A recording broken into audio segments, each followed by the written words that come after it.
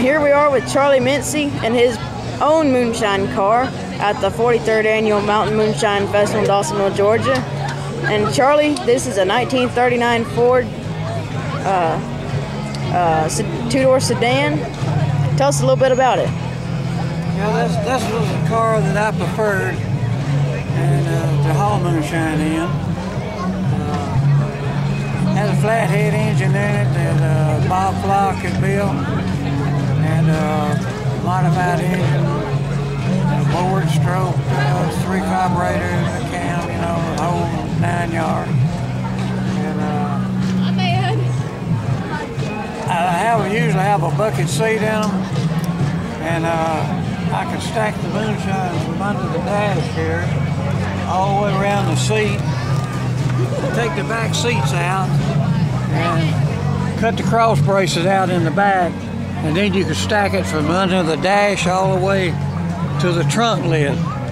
And I used cans most of the time. I didn't care for the jars because a lot of times they would, over these dirt roads, you know, you hit some holes, the jars would crack sometime, you know.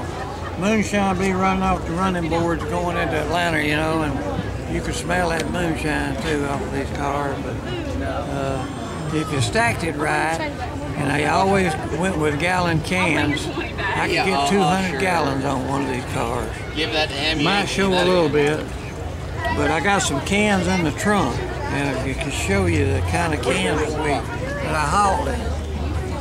And Oh my God. right here, these right here are the original cans that we hauled in. They got the gallon cans. This is 6 cans. They come in a sack, six gallons to a sack, and got cork stoppers in them. And you can stack them, like I say, if you stack them right, you can get 200 gallons on a car. And if you had a good engine, it'd pull the load. It'd carry the load. We had the cross springs. Now this car here's got an extra cross spring under the back. One spring sits on top of the other. And you can see it under there. When you get a load on it, the car's set up a little bit before you put a load on it. And then when you got a load on it, it would go down and sit on the other spring. Cross spring would hold it up, and you'd have to beef up the wheels and the shocks and heavy duty tires. Like I say, the modified engines would carry the load good, but usually when you got jumped, most of the cars, the law had 6 cylinders, you know, so they couldn't keep up with you. But sometimes the federal agents might get after you, you know, and them was the ones you had to worry about. Because they would go to Atlanta and get their motors built the same way we had.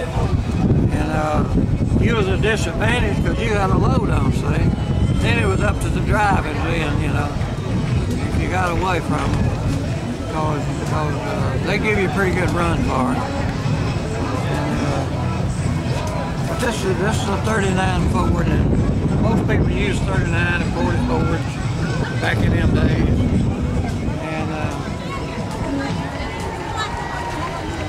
This is a regular moonshine car here. It's all moonshine before. What are some of the tricks that the moonshiners use to outfox the law? Well, most of the time, if we got jumped, we would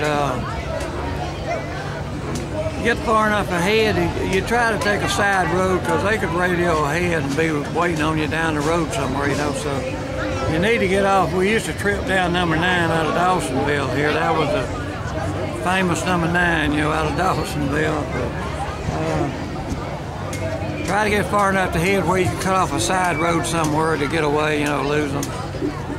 And if you got too close to you, you might get a few bullet holes in them. If they got too close, you ain't likely to get that close. You get a little hairy sometimes. What's some of the mechanical tricks that this car has? Well, like I say, it's just in the suspension. The motors, you got to have a good engine in it, and you got to have good stiff suspension to carry a load.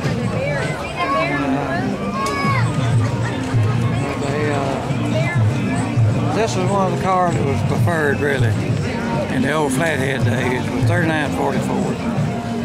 Now later on, they got to using what they call slip-bys, which I never did do that, but they started using the family car, and they would come in with the traffic into Atlanta, you know.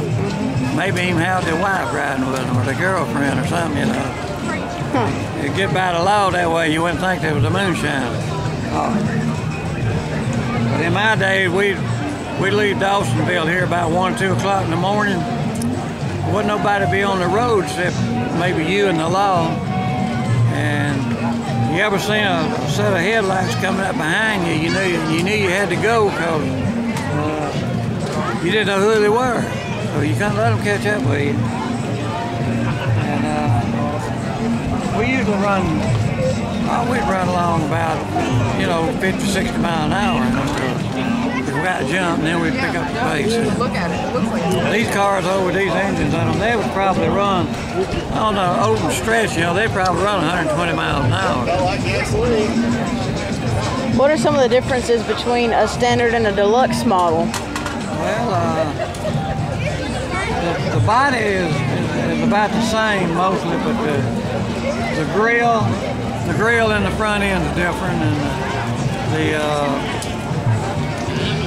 tail lights and some of the lights, stuff like that, is different. The moldings, a few things. And this car only has... I like the standard better. That's what I had. I had two back in '49. I had two identical to this one. Besides this one, I had 2 more. If you notice, this car only has 1 tail light, and does the deluxe have 2? Yeah, deluxe has 2 tail lights, where these don't have 1.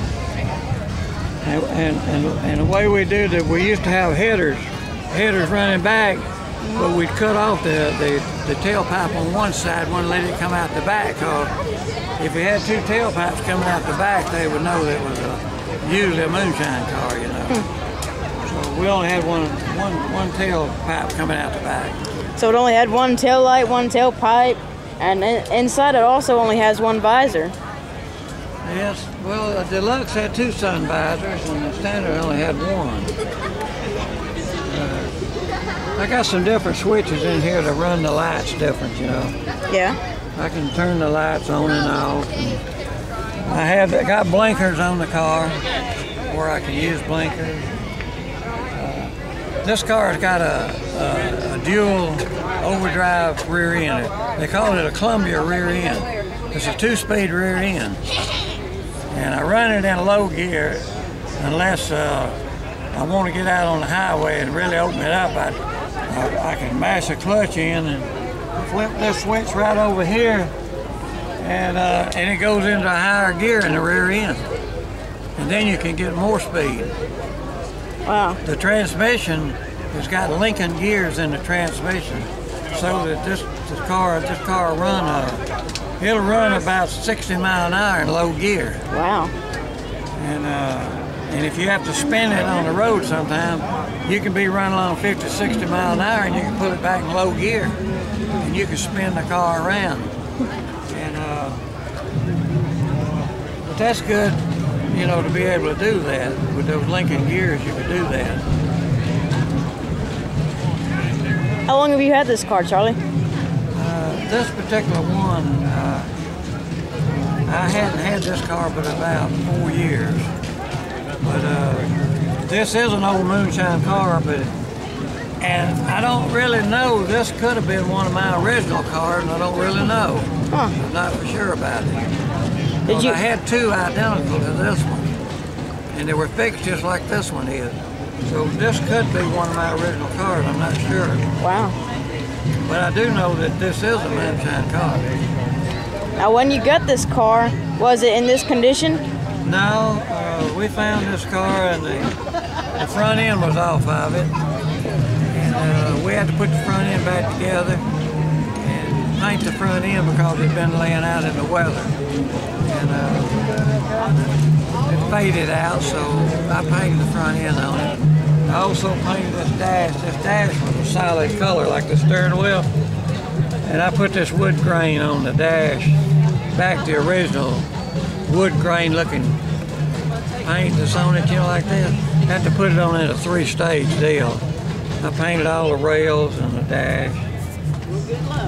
Make it look original. Well, it looks very nice. Do you show this car a lot? Do you show this car a lot? I can't understand. Do you show this car a lot? Oh yeah. Showed a good bit. A lot of traffic. I mean, a lot of noise around. Kind of hard to hear. I'm a little bit hard of hearing anyway. Been driving them race cars for about 30-something years. I showed a good bit. We take it to car shows.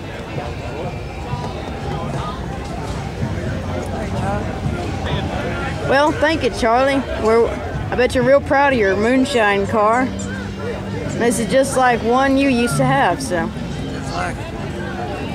Well, we thank you for your time. Okay, thank you. All right, thanks.